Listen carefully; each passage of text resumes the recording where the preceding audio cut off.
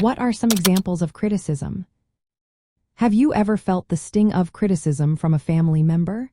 It can be tough to navigate, especially when it comes from those we love. Let's take a closer look at what criticism looks like in family relationships and how external factors and cultural differences play a role. Criticism often shows up as disapproval or negative comments about a family member's actions or choices. It can be direct, like telling someone they never help with chores, or it can be more subtle, like a sigh when a family member speaks.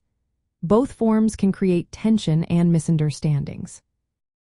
One common example is direct verbal criticism. This might sound like, "You are always late," which targets a specific behavior. On the other hand, indirect criticism can be nonverbal. For instance, avoiding eye contact or rolling eyes can communicate disapproval without saying a word. Habitual criticism can also emerge in families. This is when negative comments become a pattern, leading to feelings of being unappreciated. For example, if a parent constantly points out their child's mistakes, the child may start to feel like they cannot do anything right. Destructive criticism is another form that can be particularly harmful. Instead of addressing a behavior, it attacks the person. Saying, "You are a slob," instead of, "Please clean up your room," shifts the focus from the action to the individual. This can damage self-esteem and relationships. Cultural and generational differences can also influence how criticism is expressed. Older family members might criticize younger ones for making choices that differ from traditional values. This often reflects a gap in understanding between generations, which can lead to conflict. Sometimes, criticism can stem from stress. A parent overwhelmed by work might snap at a child for minor mistakes.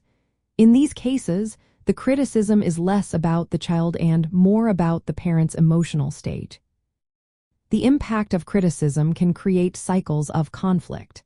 When one person feels criticized, they may become defensive or withdraw, while the criticizer feels ignored. This dynamic can lead to a breakdown in communication. To improve family relationships, it is important to recognize the difference between constructive and destructive criticism. Constructive criticism can be beneficial when communicated with care. For instance, calmly expressing concerns about a specific action can help address issues without harming relationships. Encouraging open dialogue is also essential. Understanding the reasons behind criticism can help families connect better, especially when it relates to stress or differing values. Setting boundaries can protect emotional well-being and promote respectful exchanges. Using empathy when responding to criticism can reduce conflict and strengthen family bonds. By recognizing the impact of external factors and cultural differences, families can communicate more effectively and maintain healthier connections.